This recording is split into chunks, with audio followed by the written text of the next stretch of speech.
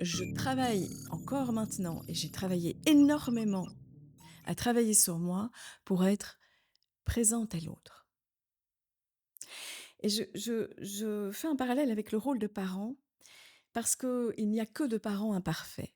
Winnicott disait: «Il n'y a que de parents suffisamment bons ou pas suffisamment bons». Mais il n'y a pas de parents parfaits. C'est impossible, on voudrait trouver une définition qu'on n'en trouverait même pas. D'accord?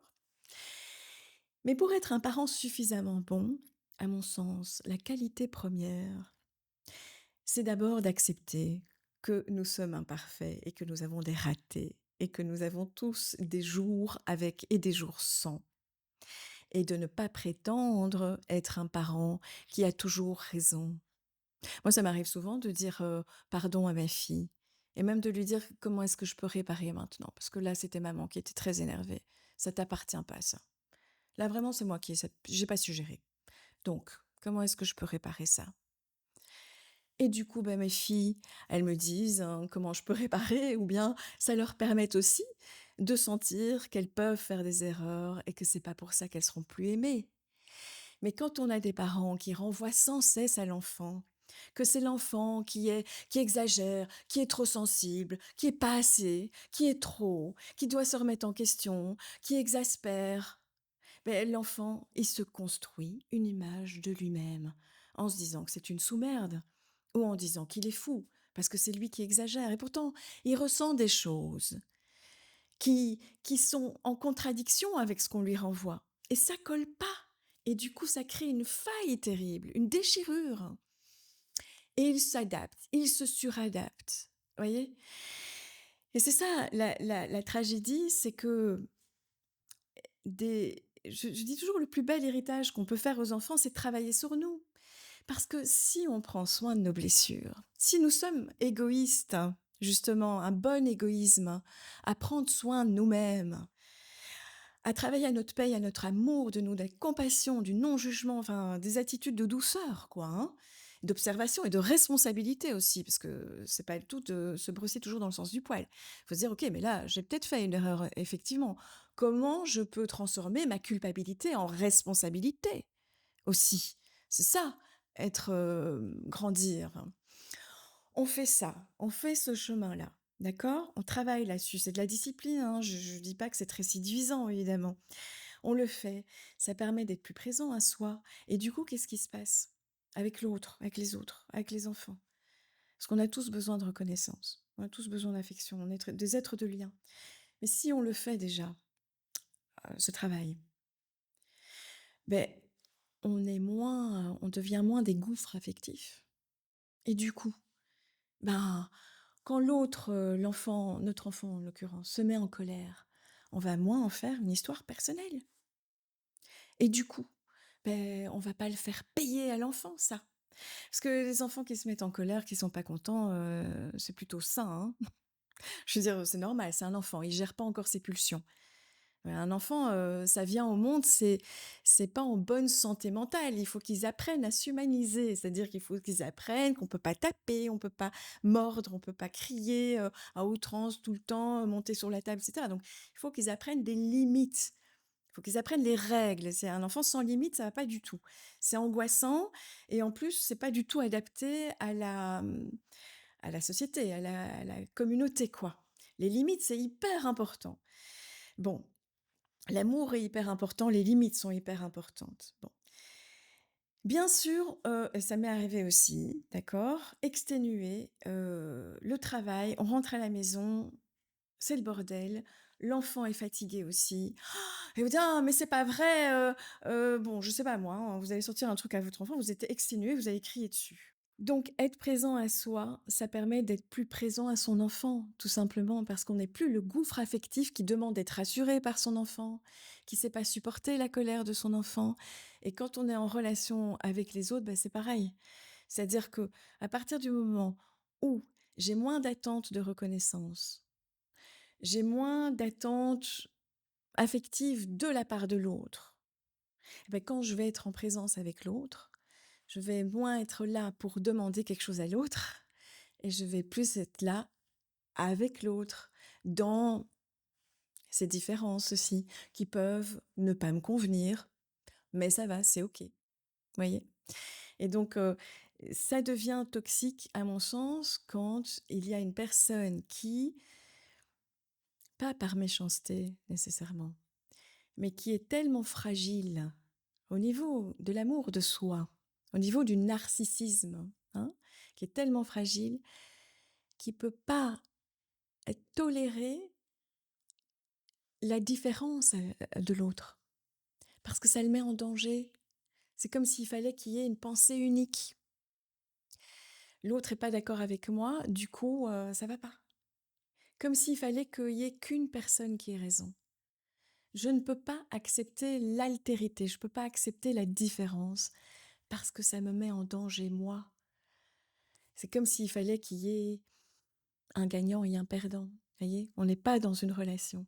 Donc tout le narcissisme, parce que le narcissisme, c'est pas pathologique, hein, c'est le narcissisme sain, c'est l'amour de soi, c'est très important. Être égoïste, très important. Le travail qu'on fait sur nous, pareil, essentiel, l'amour de soi, essentiel. Et là, c'est bon, on peut être présent vraiment à l'autre et aimer mieux, en tout cas. Pas pour soi, en attendant, d'être assuré. Est-ce que je suis beau? Est-ce que je suis gentil? Est-ce que j'ai bien fait, etc. Mais plus, ok, qu'est-ce qui va pas? Est-ce que j'ai dit quelque chose qui t'a blessé? On peut en parler. On peut en parler, je suis prête. Voyez? On est en présence, quoi. Et là, il y a un lien. Et si de l'autre côté, c'est possible qu'il y ait cette remise en question aussi, mais alors, c'est magnifique parce qu'on grandit à travers le lien. L'introspection, c'est très bien, hein, mais on grandit encore plus à travers le lien. C'est pour ça que on peut pas faire un travail analytique tout seul. On a besoin d'un psy parce que c'est dans la relation qu'on se dévoile véritablement à nous-mêmes, quoi. Qu'est-ce que ce métier vous a appris sur l'être humain? Parfois à contre-cœur. Le mystère de l'univers. Parce que un passé familial ne détermine absolument pas ce que l'enfant va devenir. Il y a des patients qui ont des parcours tragiques, traumatiques, terribles, et qui ont pourtant une force de vie, une structure, un accès à la culpabilité, à la remise en question. Donc, chaque patient, chaque personne, c'est toujours un mystère à découvrir. Et ça, c'est un cadeau. Ouais, vraiment. Vous est-il déjà arrivé d'être profondément touché, voire déstabilisé par une situation ou un patient? Absolument. Il y a plein de situations où le jour où je me sens plus du tout touchée par un patient, il faut que j'arrête. Parce que heu, je ne suis pas qu'une tête, je suis pas une intelligence artificielle, si, si, et je pense que, moi-même, je voudrais pas, voir un psy qui est intouchable, hein. C'est terrible ça. Mmh. Comment faites-vous la différence entre l'écoute de l'autre et la protection de votre propre équilibre? La protection de mon propre équilibre, j'y travaille en dehors de mes consultations. Dans mes consultations, je suis présente à l'autre, donc hem, c'est à ça que sert aussi tout le travail analytique que peut faire un psy, que devraient faire les psys, en fait, hein. Malheureusement, c'est pas obligatoire, mais je trouve que là, quand même, il y a des choses à revoir dans les parcours universitaires parce que malheureusement, les psys sont pas obligés de faire un travail sur eux. C'est un comble. Parce que, le patient va forcément rejouer avec vous des choses qui sont pas toujours agréables pour le psy, mais c'est pas une attaque contre le psy. C'est parce qu'avec son psy, il va avoir besoin de rejouer des choses qu'il a vécues avec, ses relations, plus archaïques. Donc parfois les transferts sont, empreints de colère, de déception, et il faut pouvoir accueillir tout ça sans en faire une histoire personnelle. Ici, on va parler des coups bas, c'est le principe du podcast, expérience et résilience. Donc, au cours de votre carrière, avez-vous déjà vécu des coups bas, qu'ils soient institutionnels, professionnels ou relationnels? Absolument. Et j'ai envie de dire, qui n'en a pas vécu des coups bas? Alors, coups bas, l'expression, ça vient, je pense, d'un art martial où on fait des coups bas, c'est-à-dire en dessous de la ceinture, en dessous de, je crois, hein, de la limite en tout cas. Et ça, c'est intéressant parce que, cette expression-là, parce que le coup bas, quand on a affaire justement à des défenses, de l'autre qui sont toxiques, Et nous sommes bien souvent dans la sidération. Alors pourquoi nous sommes dans la sidération? C'est ça qui fait qu'on n'arrive pas toujours à se défendre tout de suite ou à mettre nos limites tout de suite, hein. Eh bien, c'est parce que, nous ne pouvons pas nous attendre à ce que la limite soit franchie. Or, elle est franchie et ça, hem, cet état de sidération, c'est parce que on n'est pas averti suffisamment que ces limites peuvent être franchies. C'est le cas dans les abus psychiques, c'est le cas dans les abus physiques. Hem, Avec évidemment l'expérience, avec, la chance que j'ai d'avoir, ce métier, je suis un peu plus avertie, si vous voulez, des coups bas qui puissent, y avoir. Ça n'empêche que je oui, si, j'ai pu en vivre encore, je vous dis, il y a 4 ans maintenant, ça a été assez tragique, voilà. J'ai On a vécu une tragédie familiale, qui a été extrêmement violente, extrêmement, voilà et bon, il faut sortir de la sidération, ça met du temps, ça met du temps et encore une fois, ben, on y travaille, hein, on persévère avec discipline, on travaille à observer, ce que ça engendre en nous comme vécu. On met des mots aussi, on nomme les choses et on voit comment on peut, transformer tout ça. C'est abstrait tout ça, hein, tout ce que je vous dis là, mais oui, bien sûr, j'ai eu des coups bas, j'en aurai encore, mais je suis peut-être un tout petit peu moins vite, sidérée, disons, parce que je suis moins dans l'illusion, disons, que les limites, ne peuvent pas être franchies. Si, si, les limites, elles sont, franchies par plein de gens, en fait et c'est ça qui est très, très difficile, du coup. Donc, ces coups-bas ont-ils une résonance particulière lorsqu'on exerce un métier centré sur l'écoute et les soins? De toute façon et je crois que c'est là où ça peut prendre de l'énergie, finalement, où c'est coûteux, comme métier, c'est que tout ce que vont nous dire, nos patients, je dis nous les psys, hein, vont résonner de toute façon. Il va y avoir des allers-retours avec notre vie, avec parce que, on n'écoute pas le patient de manière totalement neutre. Nous ne sommes pas des intelligences artificielles, hein, donc forcément, le patient va raconter un cauchemar, soit ça va faire écho à rien, soit ça va faire écho, bien sûr, il y a des allers-retours comme ça. Hem, mais même au-delà, des patients, les relations qu'on peut avoir, des coups bas justement, des choses, c'est ce que je disais tout à l'heure, c'est-à-dire que qu'est-ce que ça vient réévoquer comme blessure ancienne? Et c'est ça, on y revient. Heu, on souffre peut-être rarement de blessures actuelles.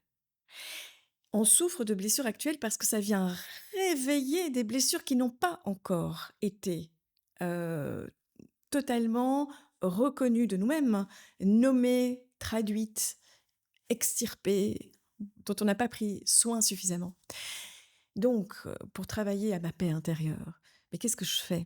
Bon alors, d'abord je vis mes émotions, la colère, la tristesse, tout ce qui passe, hein. OK, je suis humaine donc et puis à un moment donné, je me mets au travail, je me mets au travail. Qu'est-ce que OK, là je suis sidérée, je suis mal, qu'est-ce qui se passe? Qu'est-ce que ça vient réveiller?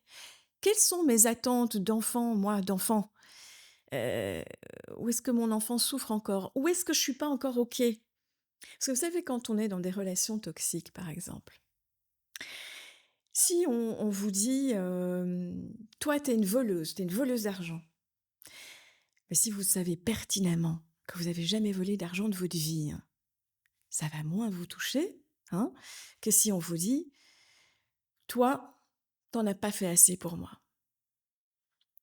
T'arrives pas à comprendre ce que je veux dire. Tu te mets pas à ma place». Vous savez, dans ces retournements de situation comme ça. Mais là, ça va vous faire vaciller plus facilement. D'abord parce que c'est très abstrait, hein, mais aussi parce que, potentiellement, ça vient réévoquer des choses qui en vous sont pas encore sûres. Est-ce que vous êtes certaine que vous en avez fait assez ou pas? Est-ce que vous êtes certaine que vous pouvez, vous dégager de toute culpabilité? Et c'est ça qui rend dingue. C'est basé sur des choses très générales, ces coups bas en général, des attaques, comme ça toxiques, où on se dit: «Beh, ouais, peut-être que j'en ai pas fait assez. Bah, ouais, peut-être que j'ai pas assez compris. Ah ouais, peut-être que» et c'est ça qui fait vaciller. Et à un moment donné, il faut toujours s'en remettre, à ce qu'on ressent comme limite. Nous ne sommes pas tout-puissants, nous ne sommes pas tout-puissants et donc ça veut dire que même si je pourrais encore en faire plus pour cette personne, intellectuellement, au niveau de l'énergie, même si je pouvais me sacrifier même pour cette personne, c'est souvent le corps et le cœur qui va nous indiquer là où c'est stop, ça peut plus. Est-ce qu'on peut accepter ça? Est-ce qu'on peut accepter d'être impuissant et de ne pas pouvoir sauver l'autre? Est-ce qu'on peut accepter ça? Hein? Donc, c'est des questions qu'on est amené à se poser dans ce travail de travailler à notre paix intérieure. La paix intérieure, c'est est-ce que je suis OK avec tout ça? Si je suis pas OK, je me responsabilise, j'aide, j'en fais encore plus pour l'autre, hein? Mais alors, en pleine conscience, hein, les amis, en joie, hein? Faut être en joie alors pour faire ça. Ou alors, moi, soutenir l'autre, rester dans cette relation, ça me rend pas en joie. Mais à ce moment-là, bon sang, je légitimise ce que je ressens, je n'y peux rien, flûte à la fin. Et je m'apaise, je travaille à ça. C'est une question de responsabilité. C'est bien la responsabilité, hein. La responsabilité, c'est pouvoir répondre à nos besoins, à nos désirs. Faisons déjà ça. On s'occupera alors de l'autre après. Mais soyons humbles et occupons-nous déjà de nos tripes, de nos boyaux, de nos pensées, de nos conditionnements et faisons les choses et les choix par joie et pas par peur. Essayons, du moins. J'y arrive pas toujours non plus, hein. J'y travaille. Donc, est-ce que certaines de ces expériences ont eu un impact sur votre vie privée ou votre santé psychique? Les expériences avec mes patients? Ouais. Oui, oui, il y a eu, comme ça des suivis qui ont monopolisé mon énergie, psychique au-delà de mon cabinet et qui ont pris tant de place, bon, c'est arrivé 2 fois dans un parcours de 22 ans de pratique où j'ai moi-même, mis fin, en disant aux patients que sinon je l'abandonnerais. Si je continuais avec ce patient, je l'abandonnerais parce que j'aurais été là sans être là. Trop occupée à survivre à ce qui se passait, j'aurais plus pu être complètement disponible à ce patient. Tant ça me, voilà, tant ses défenses étaient terriblement, voilà, pour le coup, je vais pas en parler parce que j'ai pas envie que cette personne se reconnaisse, mais heu, c'était plus possible de continuer et là, je pense qu'il faut avoir là aussi, hein, reconnaître nos limites, évidemment et orienter la personne à ce moment-là. Sinon, on l'abandonne aussi. Continuer avec quelqu'un. Si vous pouvez plus être pleinement présent à cette personne, beh, c'est là où vous l'abandonnez, hein. Donc à un moment donné, il faut accepter encore une fois nos limitations et réorienter à ce moment-là. Mmh. Avez-vous déjà douté de votre légitimité professionnelle à la suite de ces épreuves? Moi, je suis quelqu'un qui doute toujours de tout. Alors c'est pas compliqué, je vais vous dire, oui, je doute toujours de tout. Il y a une seule chose dont je suis certaine, c'est que l'infini est amour. Notre essence, c'est l'amour. Alors, je plane pas en disant ça. C'est vraiment la seule chose dont je suis certaine. On fait du mal par manque d'amour. On fait des atrocités en tant qu'humain par ignorance, parce qu'on est dans l'obscurité, par absence d'amour. Alors, en revenant au sujet quand même du coup bas, parce que je voudrais répondre à votre question. Oui, je peux jamais être certaine, d'aider ou de faire du bon travail, jamais, bon, mais ça me convient en fait. Je veux pas être certaine en fait de tout ça, j'en ai pas besoin. Moi, ce qui m'importe, c'est d'être là avec mes patients, avec les auditeurs aussi des vidéos, même si c'est à distance, même si je les connais pas, avec l'autre, avec mon cœur, vraiment, avec la présence. Après, je peux pas tout contrôler. Je sais pas toujours ce qui aide ou pas. Hem, mais l'intention, elle est là et du coup, ben, je suis en paix avec ça parce que mon intention, elle est là. Alors je peux me planter évidemment, je peux faire des erreurs, je peux douter. Alors de doute, ça me permet de grandir aussi, hein, de me remettre en question évidemment, d'apprendre, de lire, de discuter. Donc non, je suis jamais certaine de rien mais je suis certaine de ce que j'ai dans le cœur et ça, je ne sais pas si je suis plus heureuse ou moins heureuse qu'avant. Bon, qu'est-ce que ça veut dire après tout être heureux? Mais je suis plus en paix avec les années qui passent, à l'aube de mes 50 ans. Je pense que je suis ouais, je suis vraiment plus en paix qu'avant. Souffrance, corps et conscience. Sur votre site, vous évoquez la souffrance comme une occasion de connaissance. S'agit-il d'une conviction théorique ou d'un chemin personnel que vous avez vous-même traversé?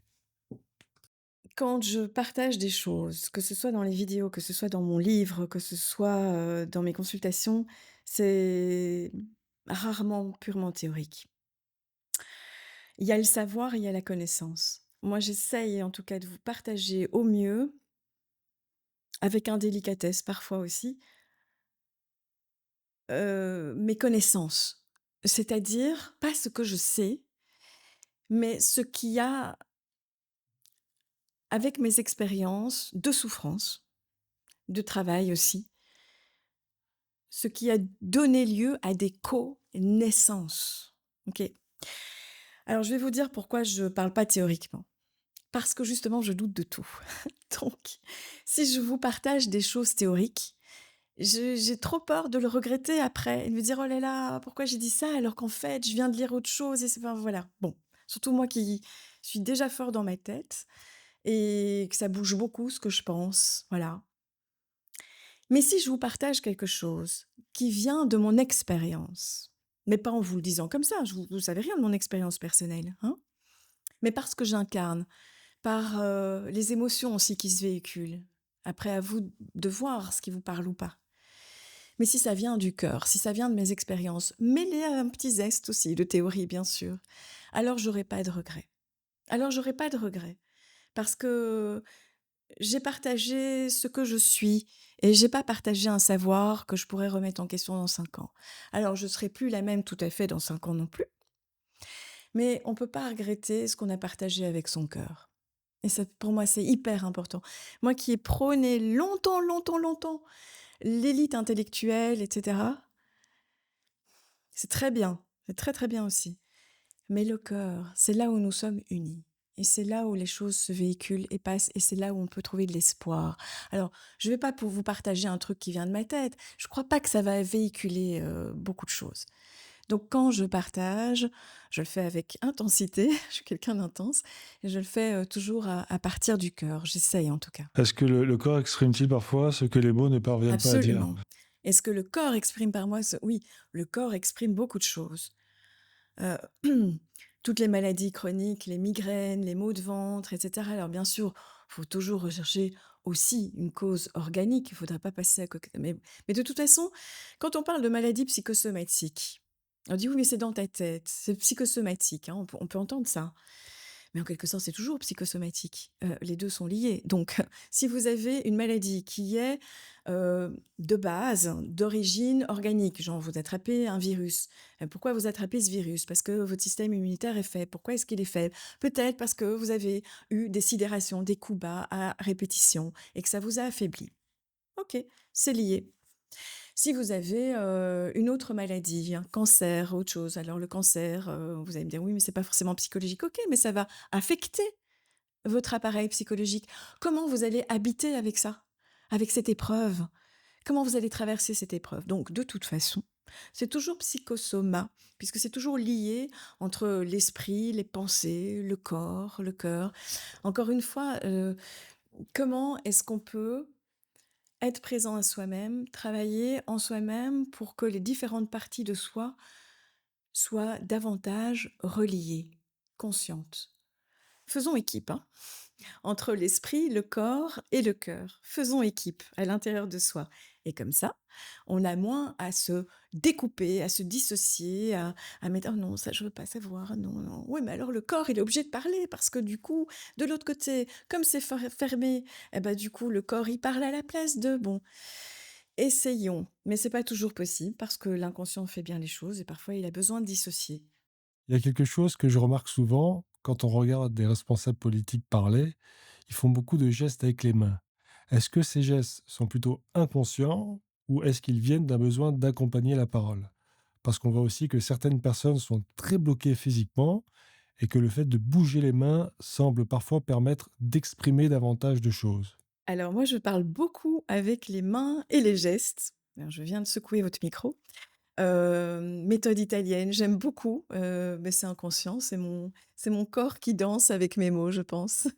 Pensez-vous que devenir plus conscient rende toujours plus libre ou que cela puisse parfois être un fardeau? Ah non. Alors là, par contre, je pense vraiment qu'être plus conscient on fait pas une thérapie pour être plus heureux. Ça veut rien dire être plus heureux, quoi. De toute façon, quoi, on va pas éradiquer la souffrance.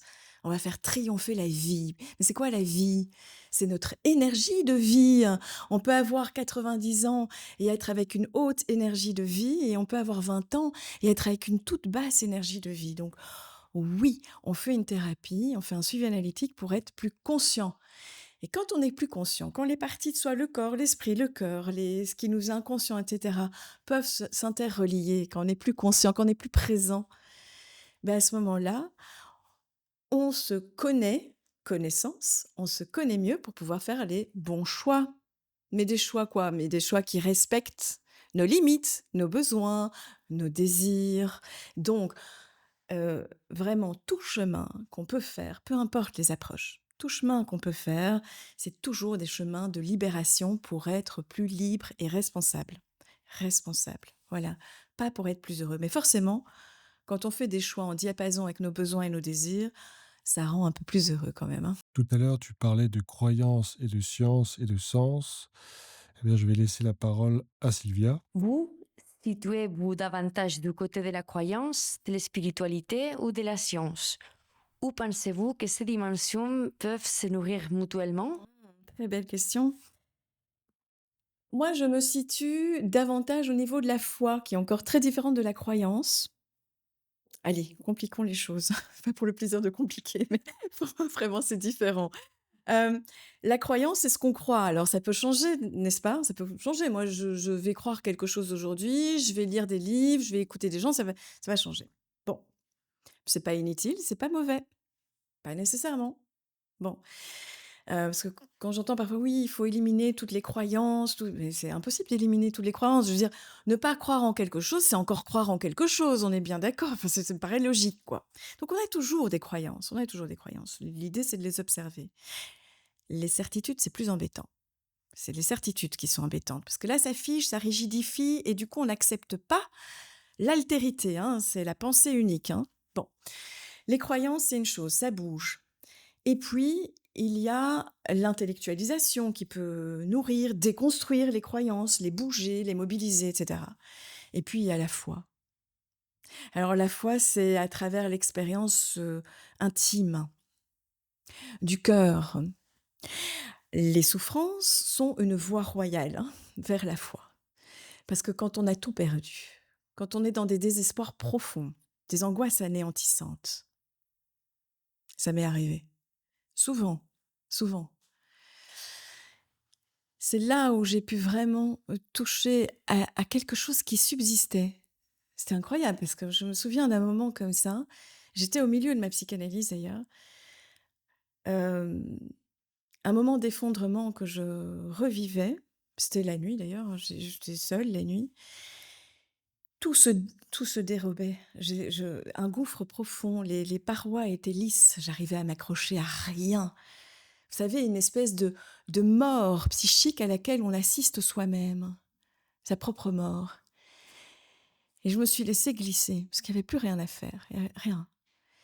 Et c'est là où j'ai découvert, paradoxalement, une joie profonde, parce qu'il y avait quelque chose qui subsistait et qui n'était même plus personnalisé, qui nous reliait tous.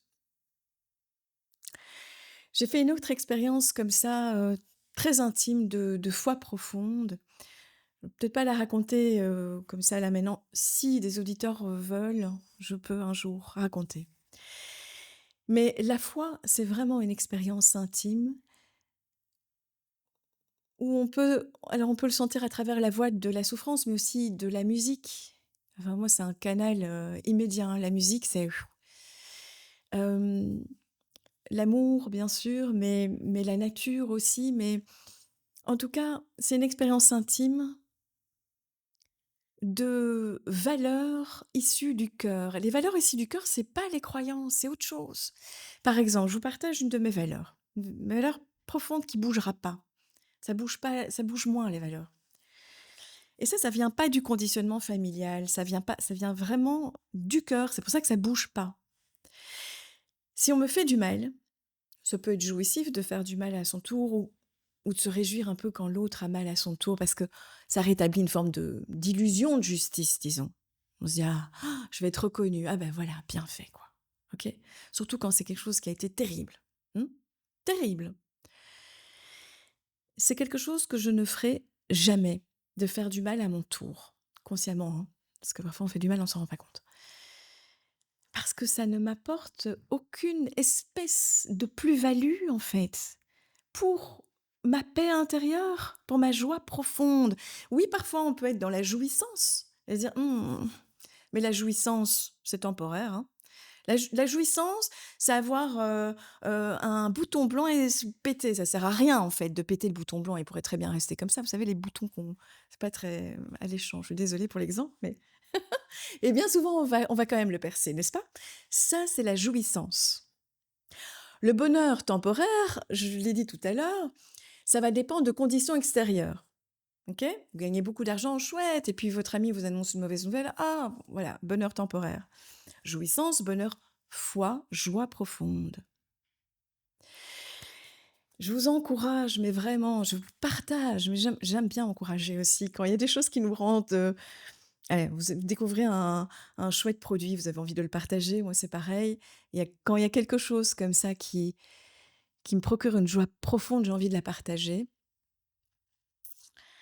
Je vous encourage à trouver des voies, peu importe lesquelles, peu importe les approches religieuses, spirituelles, ce que vous voulez, mais qui, qui vous amènent à découvrir les valeurs de votre cœur. Il n'y en a pas nécessairement beaucoup, mais ça peut être vos piliers pour toute votre existence. Qu'est-ce que vous souhaitez réaliser dans cette vie pour mourir bien, pour mourir heureux? Pensez parfois à votre finitude. Pensez parfois à votre mort, vraiment, parce que ça nous rappelle à combien la vie est courte. Et pensez à ce moment où vous êtes sur votre lit de mort, comment est-ce que vous pouvez partir bien? Pour renaître peut-être, je n'en sais rien. Qu'est-ce que vous êtes amené à réaliser? Ça va être quoi en fait votre véritable révolution de laquelle vous allez être fier de vous? Voilà. Comment est-ce que vous pouvez incarner ce en quoi vous avez foi? J'ai posé une question ce matin à une patiente et ça lui semblait très compliqué de répondre. Je lui ai demandé, pas ce qu'elle attendait. C'est précis ce qu'on attend. Parfois, les attentes, ça fait souffrir. Surtout quand c'est des attentes par rapport à quelqu'un d'autre. Je lui ai demandé, quel est votre espoir? C'est quoi votre espoir? Qu'est-ce que vous espérez pour vous? Une vie sans espoir, c'est pas humain. C'est il y a une vie de désir. Nous sommes des êtres de désir. Ce que j'aime beaucoup dans la psychanalyse et dans l'approche bouddhiste dont je parlais tout à l'heure, le bouddhisme de Nichiren, c'est que les désirs sont super importants.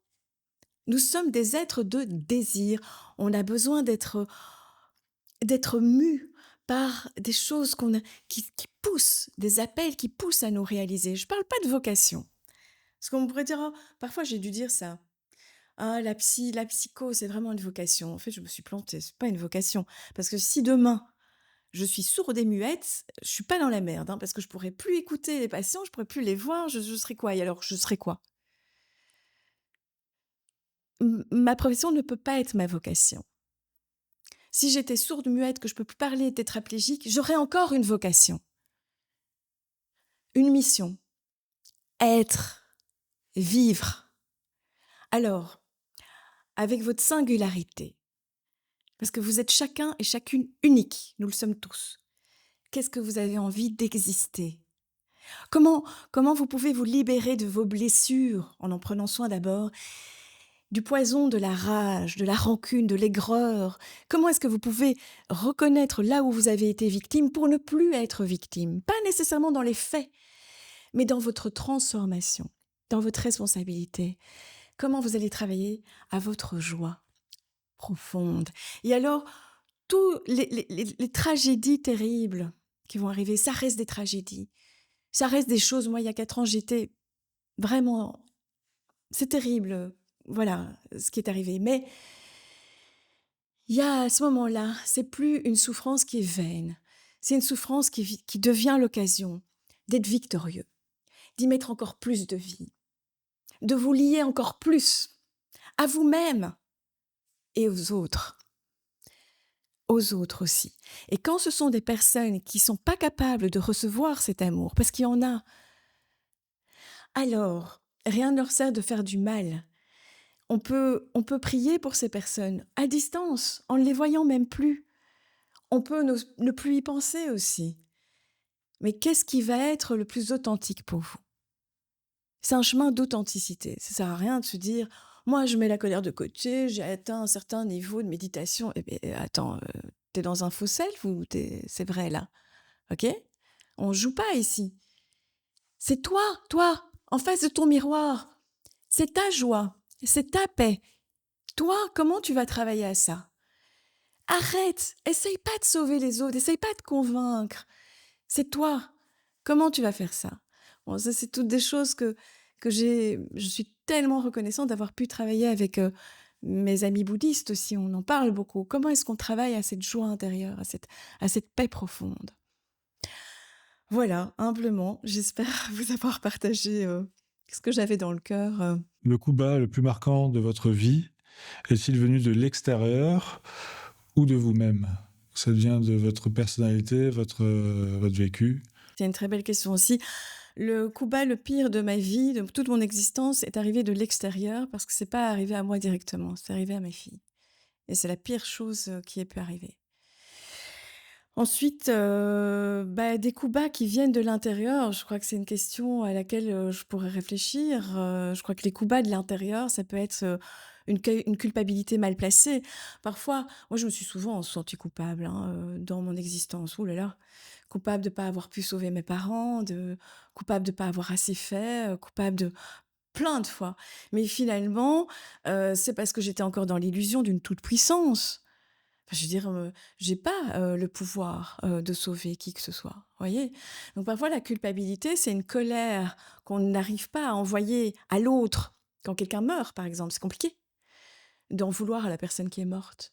Alors souvent on transforme inconsciemment, hein, cette culpabilité cette colère sur le défunt sous forme de culpabilité envers soi. C'est plus facile d'être en colère sur soi. Je l'ai pas assez vu, je lui ai pas demandé pardon, je l'ai pas bon. Mais donc, le coup bas, je dirais dans ma vie de l'intérieur, les coups bas que je me suis fait à moi-même, c'était de croire que j'étais toute puissante, trop puissante, que j'avais le pouvoir d'aider, de sauver et cetera et du coup de me sentir coupable. Ça suffit à un moment donné, hein. Je veux dire, moi je suis Laurence, je suis une humaine comme les autres, j'en sais rien. Je sais pas pourquoi je suis ici. Moi la seule chose que je sais, justement, c'est ce que j'ai éprouvé de mes expériences et je fais au mieux pour les partager. Voilà. Comme aussi je suis très, très à l'écoute des expériences qu'on me partage et voilà, moi si j'avais pas, mes amis et des rencontres comme ça, je ne serais rien. Et dernière question, c'est la question que je pose à tout invité. Laurence Audouard, êtes-vous heureuse? État, figé dans le marbre, ni heureuse ni malheureuse, hein, des hauts et des bas comme tout le monde, mais je suis beaucoup plus en paix. Ouais, oui, vraiment et donc je pense que du coup, par conséquent, je suis beaucoup plus en joie. Merci beaucoup. Merci à vous. Merci à Sylvia. Merci.